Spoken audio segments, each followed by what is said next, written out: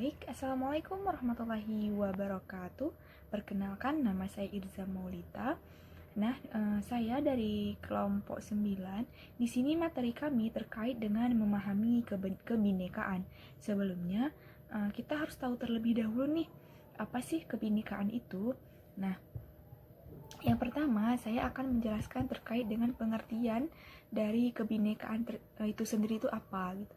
Nah, jadi kebinekaan ini merupakan suatu realitas bangsa yang tidak dapat dipungkiri keberadaannya, sehingga dapat mendorong terciptanya perdamaian dalam kehidupan bangsa. Sehingga kebinekaan ini dia bisa dibilang walaupun berbeda-beda tetap satu jua, seperti simbol Bhinneka Tunggal Ika. Itulah sama seperti dengan kebinekaan. Nah, kemudian juga seperti yang dikemukakan oleh Wahono dan juga Abdul, bahwa kebinekaan merupakan realitas bangsa yang tidak dapat dipungkiri keberadaannya untuk mendorong menciptakan suatu perdamaian dalam sebuah kehidupan bangsa dan juga bernegara. Nah, adanya nilai kebinekaan yang merupakan semangat menghormati perbedaan dan juga menghargai keragaman setiap bangsa, walaupun baik dari suku dan rasnya. Nah, kemudian juga kebinekaan ini harus dipahami, diaplikasikan, dan diamalkan oleh setiap warga negara Indonesia, khususnya di tengah maraknya gejala dan juga permasalahan baik dari intoleransi, radikalisme, dan juga terorisme. Nah, jadi dapat kita simpulkan nih bahwa kebinekaan ini merupakan suatu keharusan dalam hidup karena bisa dibilang kebinekaan ini merupakan sebuah kodrat yang memang ada di setiap ada di negara Indonesia gitu. Nah, mungkin sampai di sini saja yang dapat saya sampaikan. Terima kasih. Assalamualaikum warahmatullahi wabarakatuh. Perkenalkan, nama saya Lula Amelia, NIM 1906-226. Nah, di sini saya akan menjelaskan tentang sejarah kebinekaan. Jadi, Indonesia merupakan negara-negara yang sangat rentan akan terjadinya perpecahan konflik. Hal ini disebabkan Indonesia adalah negara dengan keberagaman suku, etnik, budaya, agama, serta karakteristik dan keunikan di setiap wilayahnya. Pada dasarnya, keberagaman masyarakat Indonesia menjadi modal dasar dalam pembangunan bangsa. Oleh karena itu, sangat diperlukan rasa persatuan dan kesatuan yang tertanam di setiap warga Indonesia. Nah, selanjutnya Indonesia itu memiliki semboyan. Nah, semboyan Indonesia itu tertulis pada kaki lambang negara Garuda Pancasila. Bhinneka Tunggal Ika merupakan alat pemersatu bangsa. Untuk itu, kita harus benar-benar memahami maknanya. Selain semboyan tersebut, negara kita memiliki alat-alat pemersatu bangsa sebagai berikut. Yang pertama itu ada dasar negara Pancasila. Yang kedua itu bendera merah putih sebagai bendera kebangsaan. Yang ketiga itu ada bahasa Indonesia sebagai bahasa nasional dan bahasa persatuan. Yang keempat itu ada lambang negara burung Garuda. Nah, yang kelima itu ada lagu kebangsaan Indonesia Raya. Dan yang terakhir itu ada lagu-lagu perjuangan. Itu ada kebinekaan sebagai hasil perjalanan sejarah. Jadi bagi Indonesia menempati gugusan pulau-pulau di kawasan Khatulistiwa dikenal sebagai wilayah strategis serta memiliki daya tarik yang luar biasa bagi dunia ini melalui sejarah yang panjang. Lebih dari 1 juta tahun yang lalu atau sekitaran 1,5 sampai 0,3 juta tahun sebelum sekarang, di lembah Sungai Bengawan Solo Purba hidup manusia jenis Homo erectus yang menurut Heri Widianto itu dia memiliki 3 jenis, yaitu Homo erectus arkaik, tipikal, dan progresif. Populasi mereka cukup signifikan karena mencapai 50% dari jumlah populasi Homo erectus di seluruh dunia. Sekian penjelasan dari saya. Terima kasih. Assalamualaikum warahmatullahi wabarakatuh. Saya Murni, NIM 1906-210, akan menjelaskan tentang falsafah kebinekaan.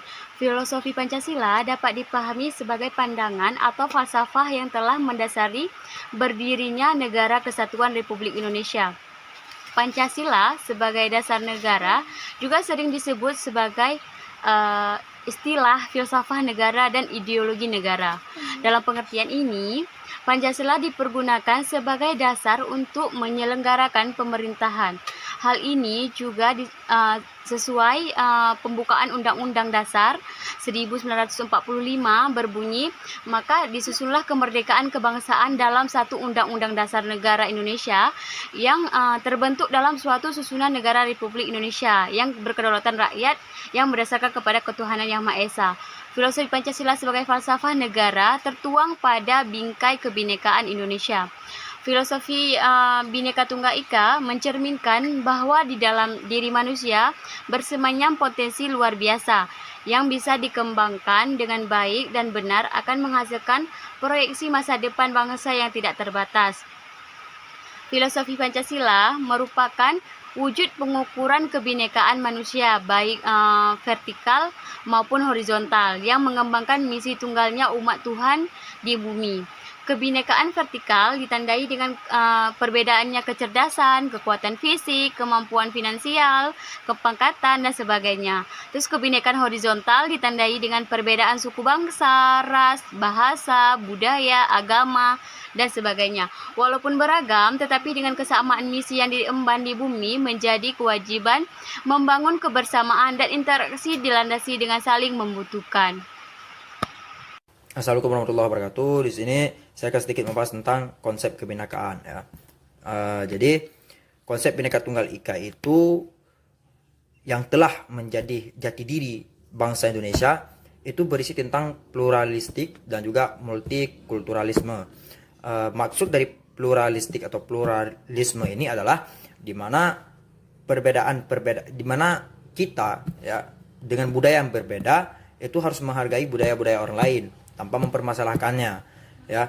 Semua perbedaan itu harus kita hargai, harus kita sepakati bahwasanya kita itu tidak ada yang sama, kita pasti ada yang berbeda, apakah itu agama, suku maupun budaya ya. Jadi kita harus saling menghargai nih.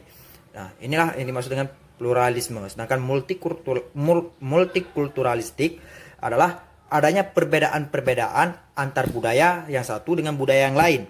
Nah, semua perbedaan itu bernaung di bawah konsep Bhinneka Tunggal Ika. Artinya konsep Bhinneka Tunggal Ika ini mempersatukan mereka. Ya, walaupun budayanya berbeda, agamanya berbeda, sukunya berbeda, Bhinneka Tunggal Ika ini menyatakan bahwasanya kalian itu sama, kita semua itu sama bernaung di bawah Bhinneka Tunggal Ika. Bhinneka Tunggal Ika tidak ada yang berbeda ya.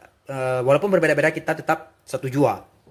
Nah, maka dari itu Bhinneka Tunggal Ika itu tidak memiliki sifat sektarian dan juga eksklusif ya. Yang artinya maksudnya itu melarang kita seseorang ataupun suatu suku, agama itu merasa dirinya paling benar, merasa bahwasanya martabat mereka lah yang paling tinggi. Tidak, Bhinneka Tunggal Ika itu melarang, konsep kebinekaan itu melarang kita merasa demikian, melainkan kita tetap harus menghargai sama-sama ya, sama-sama juga menyikapi bahwasanya, sama-sama juga menyetujui bahwasanya kita selama berada di bawah negara Indonesia, selama berada di bawah konsep kebinekaan itu harkat dan martabat kita sebagai manusia, sebagai warga negara itu sama semua, walaupun agama, suku, budaya dan segalanya itu berbeda. Demikian dari saya, terima kasih. Assalamualaikum warahmatullahi wabarakatuh. Baiklah, saya Nasriah dengan NIM 1906200030. Di sini saya akan melanjutkan materi pembahasan yang sudah dibahas oleh teman saya Hafid Martunis, yaitu berkaitan dengan konsep kebinekaan. Nah teman-teman, negara Indonesia ini adalah negara yang dimana rakyatnya itu harus bersifat dengan sifat inklusif.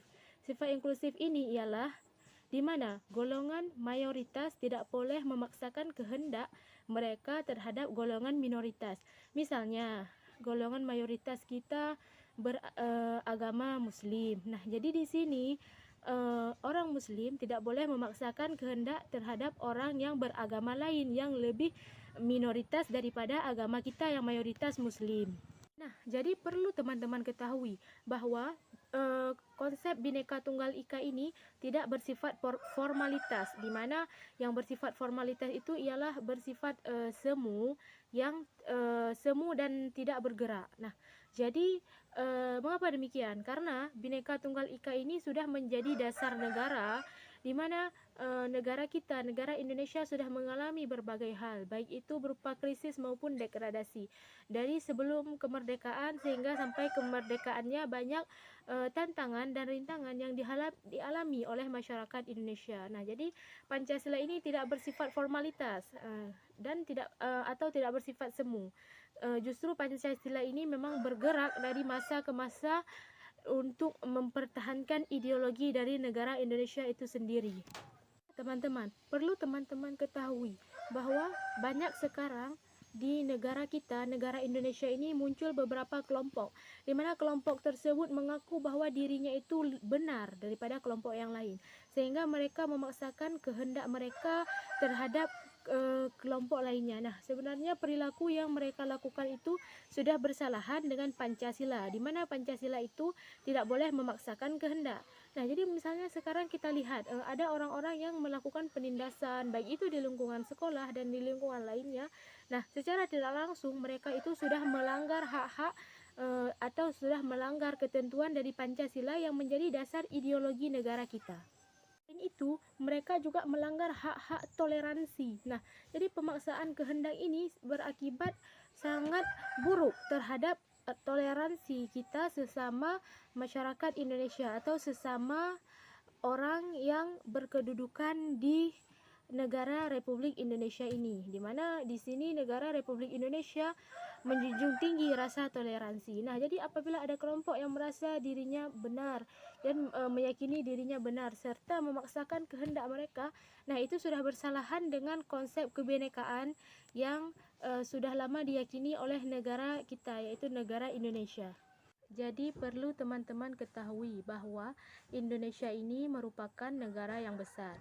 Jadi oleh karena itu kita sebagai warga negara Indonesia yang menganut paham ideologi Pancasila, maka dalam mengelola kebinekaan ini bukan hanya dibutuhkan pengakuan, penerimaan, bukan hanya toleransi atau keberlainan, akan tetapi itu tergantung pada diri rakyat Indonesia sendiri, di mana rakyat Indonesia itu mampu dan bersedia untuk bekerja sama serta menumbuhkan perasaan bersatu. Baiklah, cukup sekian pemaparan materi dari saya, dan saya ucapkan terima kasih kepada teman-teman yang sudah menonton video saya.